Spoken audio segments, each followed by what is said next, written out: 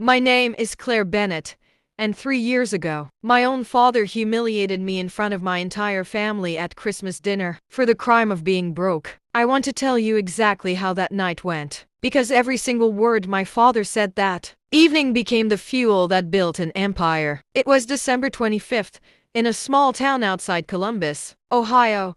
Snow was falling outside the window of my parents' house. The same house I grew up in. The same dining room where I'd eaten hundreds of family dinners. Only this time, I sat at the end of the table like a guest instead of a daughter. 3 months earlier, I had lost my job at a marketing firm downtown. Budget cuts, they called it. 26 years old, 6 years of experience, and suddenly unemployed 2 weeks before Thanksgiving. I had been surviving on savings, freelance gigs, and pride. My father, Richard Bennett, was a self-made contractor who built his construction business from nothing. He respected two things in life: hard work and money. And that Christmas, he decided I had neither. Dinner started normally enough. My mother, Diane, fussed over the turkey. My older brother, Tyler, bragged about his promotion at the bank downtown. My younger sister, Megan, showed off her new engagement ring. And I sat there quietly, hoping nobody would ask me anything. Of course, my father asked. "So, Claire," he said, cutting into his turkey without looking at me,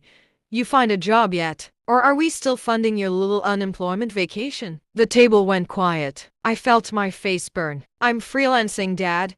I'm building something on my own." He laughed. Not a warm laugh. A short, dismissive bark of a laugh that told everyone at the table exactly what he thought of my answer. "Freelancing," he repeated, like the word tasted bad in his mouth. "You know what that means, everybody? That means no health insurance, no 401,000, and an empty bank account. Your brother's making 6 figures at the bank. Your sister's marrying a man who owns 2 restaurants. And you're freelancing." He reached into his pocket and pulled out his wallet, waving it in the air like a trophy. "You want to know the difference between success and failure in this family? It's right here. This is what a full wallet looks like. Yours is empty, Claire. It's always been empty. When are you going to grow up and get a real job?" Everyone laughed. Even my mother let out a nervous little chuckle, the kind people do when they don't know what else to do. Tyler smirked into his wine glass. Megan looked down at her plate, too embarrassed for me to even meet my eyes. I didn't cry. I didn't argue. I just sat there and let the words land,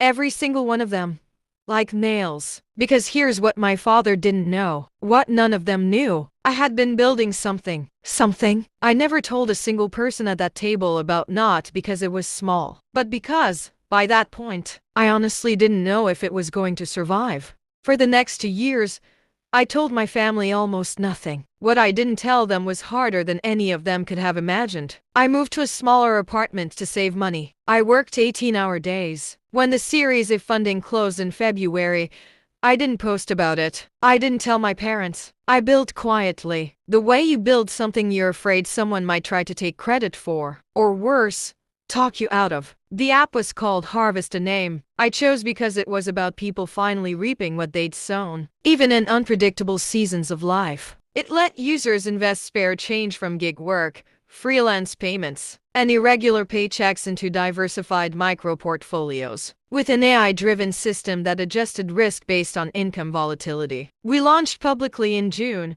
12,000 users in the first month. It felt like magic for about 6 weeks. Then came the first real crisis. In August, a competitor with 10 times our funding launched an almost identical feature, undercutting our fees and out-marketing us with a national ad campaign we couldn't afford to match. Our user growth flatlined. Then it started to drop. My co-founder, a college friend named Priya, who had written most of our early code, sat me down in our cramped desk office and said the words I'd been dreading. "Claire, at this burn rate, we have 11 weeks of runway left. Maybe 12 if we stop paying ourselves." We stopped paying ourselves. For 4 months, I didn't take a single dollar out of the company. I paid my own rent with the last of my savings and a freelance marketing contract. I worked at night, after already working all day on Harvest. I told my family I was busy with a project. I didn't tell them the project might not survive the winter. By November, we were down to our last 6 weeks of cash. I remember sitting on the floor of my apartment at 2 in the morning, laptop balanced on my knees, staring at a spreadsheet that told me, in very simple numbers, that I was about to fail publicly, in the exact way my father already assumed I would. That was the night I made the decision that changed everything. Instead of chasing more small investors who kept saying no, I rebuilt our entire pitch around one idea nobody else was targeting: gig workers with irregular income, a group every other fintech app treated as too risky to bother with. I cold emailed 43 venture capitalists with the new pitch. 42 never responded or said no. The 43rd was Marcus Alvarez, a venture capitalist based in San Francisco who specialized in overlooked founders. He flew out to meet me in person, on his own dime, 3 weeks before that first Christmas dinner. He didn't just offer funding, he offered a lifeline. On one brutal condition: I'll invest. He told me, but I need you to cut your team from 6 people to 3. I need this leaner, meaner, and I need to see you can make the hard calls, not just the exciting ones. I had to lay off 3 people I had hired myself. 3 people who had believed in Harvest when almost nobody else did. One of them was a junior developer named Sam who had turned down a stable corporate job to join us, telling him the company couldn't keep him. 2 weeks before Christmas is still one of the hardest conversations I've ever had. Harder in some ways than anything my father said at that dinner table. The term sheet with Marcus was signed 9 days before that Christmas dinner. It hadn't closed yet. It hadn't been announced. Nobody in my family knew any of this, not the near collapse, not the layoffs, not the sleepless months, not the deal that was hanging by a legal thread. So I sat at that table, absorbing every insult. And I said only 5 words before I got up from the table that night. "You'll see, Dad. You'll see." He laughed again. "Sure I will, sweetheart." I left before dessert. I drove home in the snow with tears finally falling. Not from sadness, but from something colder and sharper. Determination has a taste, and that night, it tasted like the cold air coming through my cracked car window. The funding closed in January. We relaunched in March with the new positioning, leaner and sharper than before. Growth was slow at first, painfully slow, the kind of slow that makes you question everything at 11 o'clock, every single night. Then in June, a personal finance influencer with 2 million followers stumbled onto the app and posted an unpaid, unprompted video about it. Overnight, we went from 200 daily signups to 11,000. By September, we had passed 200,000 users. Tech blogs started writing about the app quietly disrupting wealth building for the gig economy. Nobody in my family read tech blogs. I kept my head down. I skipped a few family events,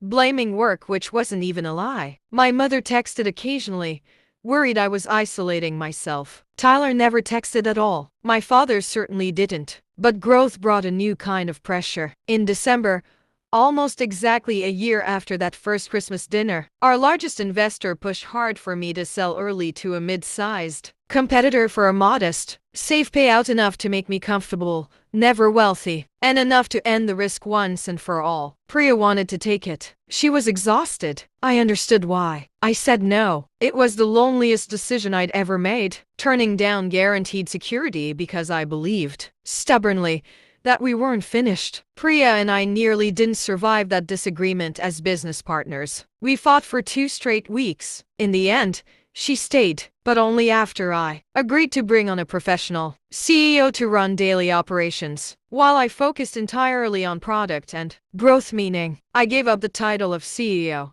the thing I had built from nothing, in order to save the company I had built it for. That sacrifice worked. By the following spring, about 14 months after that first Christmas dinner, Harvest had 800,000 users and closed a Series B round that valued the company at $90 million. That single round, with my remaining founder equity, was enough to make me a paper millionaire many times over. But I still drove the same used Honda. I still lived modestly. I wasn't interested in a mansion or a sports car. I was interested in never having to sit at that table again and feel small. Then, 5 months later, came the acquisition offer. A regional bank holding company, the same parent company, coincidentally, where my brother, Tyler, worked as a mid-level loan officer at one of its branches, made a bid to acquire Harvest for $340 million, folding our technology into their consumer banking app. The deal closed in October, just under 2 years after that first Christmas dinner. My personal stake after Series A and B dilution, after paying back early investors, after taxes on the deal came out to just over $110 million.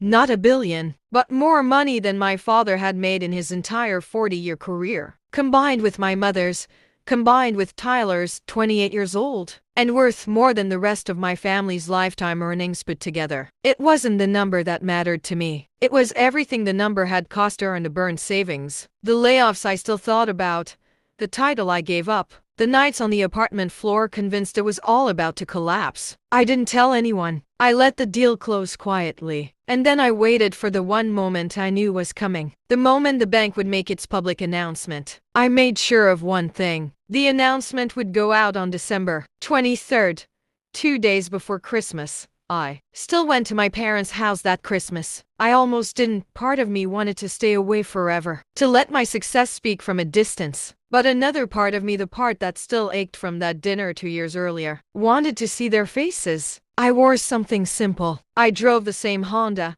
now a little older, a little more traveled. I walked into that house with a small gift bag and let my mother hug me at the door like nothing had ever happened. Dinner started the same way it always did. Tyler talked about the bank's exciting acquisition of a fintech startup, some app called Harvest, worth over $300 million, that he said was going to transform the industry.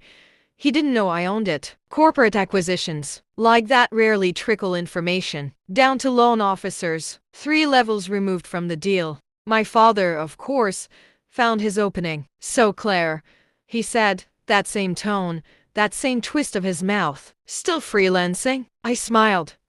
"Something like that. You know, your brother's bank just closed a $300 million acquisition? That's real business. That's what happens when you build a career instead of chasing pipe dreams." I didn't answer. I just took out my phone, set it in the middle of the table, and said, "Actually, since we're talking about it, can I show you all something?" I pulled up the press release. It had gone live an hour earlier, timed perfectly. National Union Bank completes $340 million acquisition of fintech startup Harvest. Founder Claire Bennett joins board. Named to Forbes 30 Under 30 in financial technology. There was a photo. Me, in a navy blazer, standing in front of the Harvest logo, arms crossed, unmistakably confident. The table went silent, the same silence as 2 years earlier, but this time it had a completely different shape. Tyler's fork stopped halfway to his mouth. My mother's hand flew to her chest. Megan grabbed the phone to read it herself,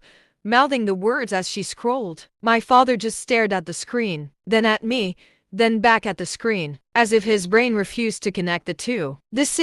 You built this?" Tyler finally said, voice cracking slightly. "9 days before you all laughed at me for being unemployed," I said calmly. I had already signed my first funding round after nearly losing the company that spring. After laying off people I'd hired myself. After months of not paying myself a single dollar. "I just didn't tell you. I figured you wouldn't have believed me anyway." My father set down his fork. For the first time in my entire life, I watched him struggle to find words. "Claire, I didn't know." "I know you didn't," I said, and I meant it gently, not cruelly. That was the point. I didn't build this to prove something to you in that moment. I built it because of that moment. Every time I wanted to quit, I remembered you holding up your wallet at this exact table, telling me mine would always be empty. I reached into my coat pocket and took up my own wallet. A plain black leather one, nothing flashy. I set it on the table next to my phone. "My wallet's not empty anymore, Dad. But that was never really what this was about, was it? I'm not going to pretend that dinner ended with some perfect, tearful, movie-style reconciliation. Real life doesn't work that cleanly." My father apologized that night quietly, awkwardly, the way men of his generation apologize, more through actions than words. He asked questions about Harvest, actual genuine questions. The way you'd talk to a peer instead of a disappointing daughter. It was strange to watch him recalibrate his entire understanding of who I was in real time. Tyler admitted, A few weeks later, over coffee, just the two of us, that his bank's acquisition team had never even connected the founder's name to his own sister. I feel like an idiot, he said. I sat in meetings talking about your company and had no idea. My mother cried, mostly from relief, she said, that the years of my quiet exhaustion finally made sense. As for me, I didn't buy a mansion. I didn't buy a yacht. I used part of my new wealth to start a foundation offering microgrants to young entrepreneurs from working class families. People who, like me, had been told by someone they loved that their ambitions were foolish. I named the first grant program the Empty Wallet Fund. Every year, on the anniversary of that Christmas dinner, I think about my father holding up his wallet, so certain he was teaching me a lesson about failure. In a strange way, he did teach me a lesson, just not the one he intended. He taught me that being underestimated is not a wound. It's a weapon if you're patient enough and stubborn enough to wait for the right moment to use it. I didn't get revenge by yelling at that table, or storming out, or cutting my family off forever. I got revenge by building something so undeniable that the truth did all the talking for me. And when it finally did, it didn't just silence my father. It changed the way he saw me for the rest of his life.